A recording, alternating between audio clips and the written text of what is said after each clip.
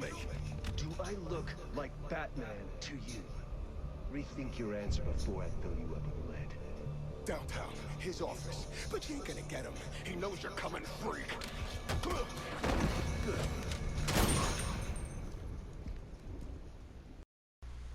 Penis Parker. Penis fucking Parker. Is that literally the best insult a school bullying can come up with? Huh. Well, anyway, without any further ado, let's get right into the Spider-Man Homecoming review. This is a much-awaited movie. This is Disney's / Marvel's first take on Spider-Man in a while, actually. I don't think they've done a Spider-Man movie before this. But get one thing out of the way, Sony makes all the money from the movies, and Disney takes the money from the product sales, and it seems like Sony's trying to make a jump on the cinematic universe kind of thing than what they're making a Venom movie, but that's all besides the point. Let's talk about this movie. I found the opening to be kind of, well, tedious at first, and I really didn't know how to feel near the beginning of the movie, and I'm going to enter spoiler territory here, so if you don't want to hear that, just skip to the very end of the video, where I'll just give you the rating, and if I should tell you to go see it. But as of right now, we're going to go with this. So yeah, the beginning of the movie starts off pretty calm. It really starts at the part where Spider-Man shows up in Captain America Civil War, and it's kind of like a vlog. Like, he's just like, oh, I'm here, oh crap, yeah, it's pretty silly, pretty campy. And then it just goes through there, and I think it may have dragged on a little too long, but the audience I was with seemed to enjoy it enough.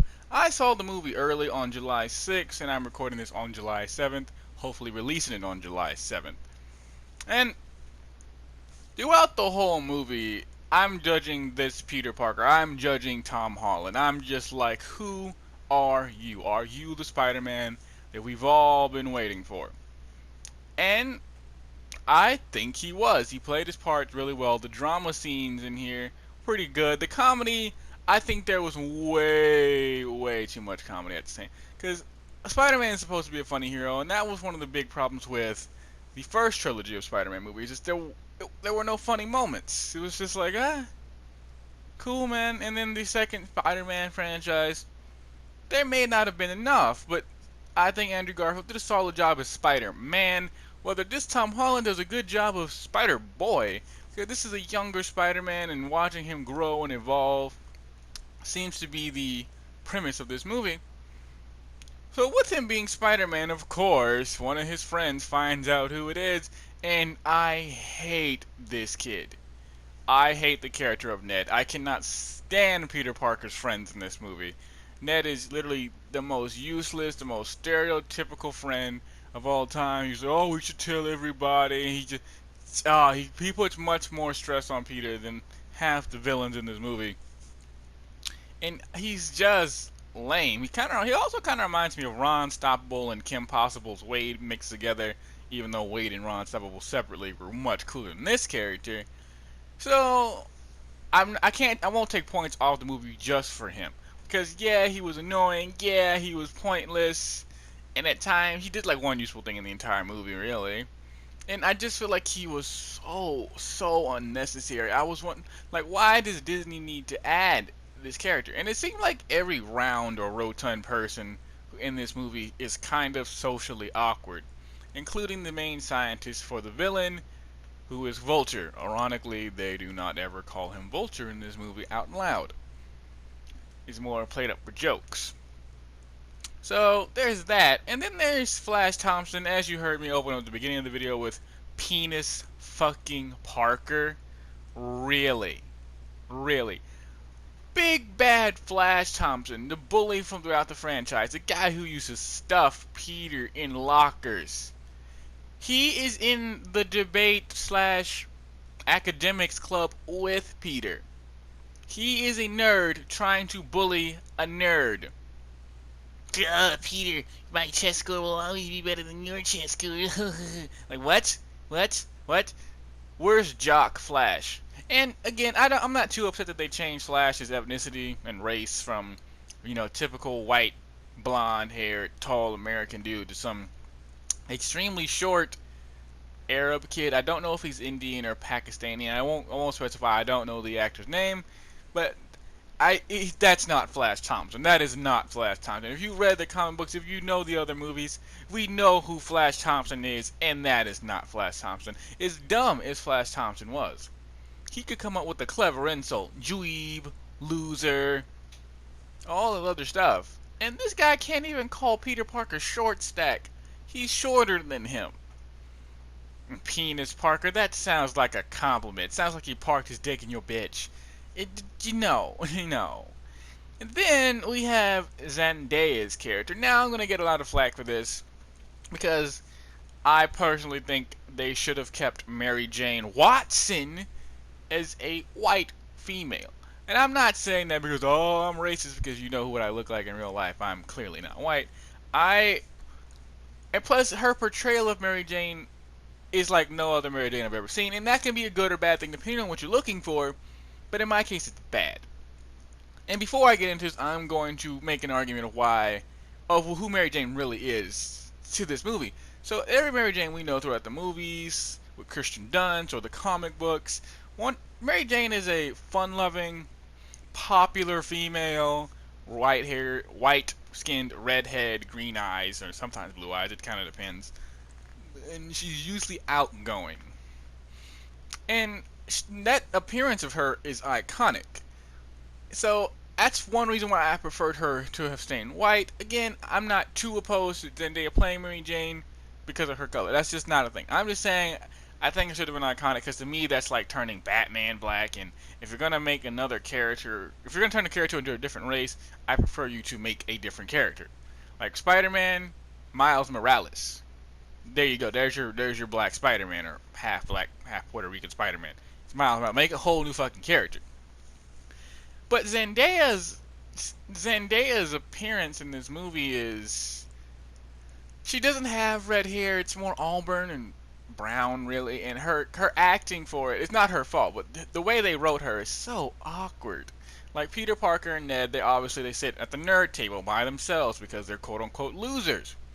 And they turn to their right, I believe. Their right, my left, I think. And Zendaya or Mary Jane or Michelle is sitting there too, and they're like, why are you here? And basically, she's sitting with the losers. So this Mary Jane is not the Mary Jane we all know. She's very lame. Like, she's with the losers. She's in Peter Parker's league. This has never happened before. She's always out of Peter Parker's league. That kind of, the boy meets girl, boy chases girl, girl next door type thing. That's usually what it is, and that's kind of how it's supposed to be. But this Mary Jane is awkward, just like Peter, very socially awkward. She kind of reminds me of Ultimate Gwen, or maybe not Ultimate Gwen. I forgot which version of Gwen this is, but it's very punk rockish, very emo-ish. This Mary Jane fits that to a T almost. She's slipping Peter off for some reason half the movie. She goes through the tension on purpose to quote unquote draw people's suffering. And she's very social justice warrior-esque, I should say. Like when they were at the Washington Monument, the guy's like, you want to go up? She says, no, I won't celebrate anything that has to do with slavery. And then teacher's like, oh, no, it wasn't. And then they turn to a black guy, and it's just like, oh, yes, yeah, it was. It's like, oh. So she's very protesty for, like, no reason. Like, she just sucks the fun out of it. She's like the girl you try to take out for a pizza, and she said, that's cultural appropriation of Italian food. How dare America try to appropriate Italian food? Or if you go to a Chinese restaurant, fortune cookies actually aren't from China, that's American. It's kind of like, I got that vibe off of her, and throughout the whole movie, they never called her Mary Jane. They kept calling her Michelle, and it's not till the end of the movie where they say, oh, my friends call me MJ. Throughout the whole movie, I was praying to God that was not Mary Jane. When they first called her Michelle, I was like, yes, that's not MJ. And then at the end of the movie, I was like, that's probably MJ. That's probably MJ. It's gonna be MJ. It was MJ. Whoop-de-fucking-do there, right? And we can't talk any further about MJ without going to Liz, the quote-unquote love interest of the movie, the popular girl who's hot, older than Peter, and out of his league. That sounds like Mary Jane. Yes, this female is black as well, but she plays Mary Jane's typical part better than the girl that we have to play Mary Jane. She's playing more of a Gwen Stacy act. Zendaya is. So why Gwen Stacy wasn't in this movie, but you make a random character called Liz up? Oh, no, Liz is not a random character. Liz has been in other comic books, but she's usually been Mary Jane's, like, friend, like the hot chick who hangs out with the other hot chick. And this is not the case here, nor has Peter ever been that close to Mary Jane that often in the original movies and in the comic books. Usually it's a kind of a I watch you from a distance type of thing. So the side characters annoyed me. I didn't mind Liz. Flash Thompson was annoying. Ned was god awful, and this Mary Jane just seemed to rub me the wrong way. But the villain was awesome. I like Vulture, and then not in the comics, but in this movie, I did like Vulture because it seemed to be he was the everyman. Like he was a gray villain, but he wasn't bad for the sake of just being bad. He was bad because he wanted to protect his family. It started off from humble beginnings. You saw his turn, and at the end of the movie, he was very, very forgivable. So, and he's kind of badass, man. He was actually kind of badass. And Donald Glover's here, and we've all known Donald Glover has been wanting to be in a Spider-Man movie, has wanted to be in a Spider-Man movie, I should say, for a long time, and there was even talk of him playing Miles Morales. I highly doubt that. He's much too old for that now and too big. But he played his part really well in this movie, and it comes down to this interrogation scene, which I thought took great shots at Christopher Nolan's interrogation scene in the Dark Knight movies. It's pretty hilarious. I love it. It was acted really well. This Spider-Man is really, really funny. At times it's too funny, and at times it's really, really Disney-fied. But I think it all works out in the long run. So, moving on. But the one thing about this Spider-Man I didn't like is he relies too much on the suit. The Spider-Man I know, his suit really doesn't do much for him. It protects him a little bit, and it helps him with his web shooters. This guy's Spider-Man suit is very Iron Man-esque. It has its own AI, its operating system, and whatever. And it gets to a point where Iron Man has to step in. And this is ironic because a lot of people say that Iron Man is nothing without his suit. Well, this Iron Man told Peter Parker that if you're nothing without the suit, then you don't deserve the suit. Because Peter Parker thinks he's nothing without the suit. So this leads to the fact where Iron Man takes it away, and he has to prove himself without the suit. By the end, he beats the final villain without the suit. He comes back, and he gets the suit back. And to me, throughout this whole movie, yes, he did rely way too much on that suit. And that really rubbed me the wrong way. Because that's not the Spider-Man that we all know and love. Although the Ultimate Spider-Man has a little bit more gadgets, and the more recent Spider-Man has more gadgets. But the older one had web tracers, slingshots, and typical webs, and that was it. And he didn't have all these extra tracking devices. It gave him an internal GPS. It was like, turn right here, literally. And he called her Karen, which is kind of like Iron Man's Jarvis. Again, I'm not mad at it. I just felt like he relied much too much on this suit. And yeah, and I did like the emotional scenes between him and Iron Man. Iron Man visibly got angry with him, and he really did care. That's one thing. He really did care. But to wrap up this part of the review, I'm going to say that this was a good movie. Although there were a lot of things that pissed me off in this movie. I know I'm jumping around here all over the movie, but I'm doing this off the cuff. I don't really do movie reviews that often, and I kind of don't want to be like the snobbish kind of reviewer. I just want to talk about what I know, what I've seen, and all that other stuff. And what I've seen in this movie was a lot of things that pissed me off, but the vast majority of this movie was phenomenal. It is the definitive Spider-Man movie. It is what we've been waiting for. It is funny. It's action-packed. The Spider-Man has jokes. He has quips. Peter Parker is young. He's the right age for the most part.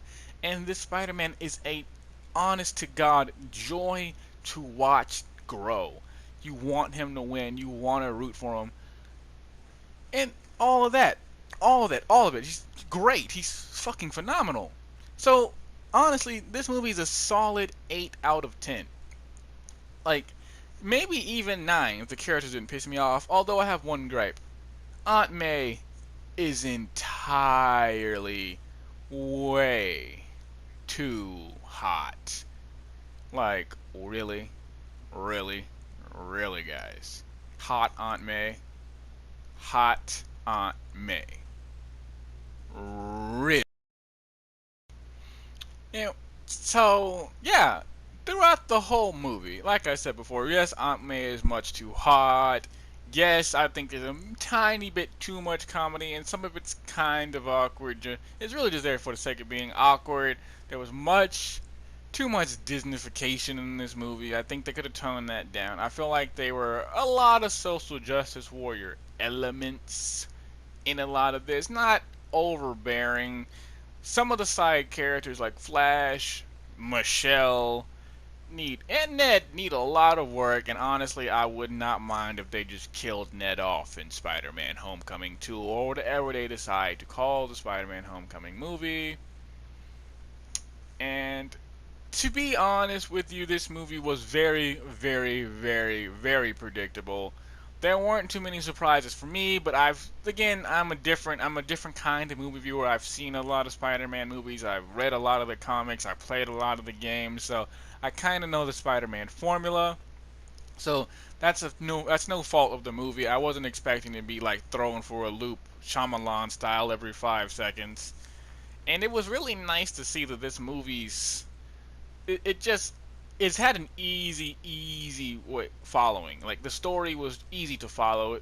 Very, very simple 3-act structure. The beginning, the introduction of the character. Although for the first Spider-Man movie for this franchise, I'm surprised they skipped over the whole Uncle Ben thing, because I really didn't want to hear and see Tom Holland's take on the line when he receives the line from Uncle Ben, "With great power comes great responsibility." I want to see how he would have handled that, how he would have cried, how he would have received that line, because we saw Tobey take it, we saw Andrew Garfield take it. Now, it's been a while since I've seen Captain America: Civil War. I think they alluded to that before Spider-Man showed up. It's been a while. Comment down if you remember that more clearly than I do, because it's been a really long time for me. But all together,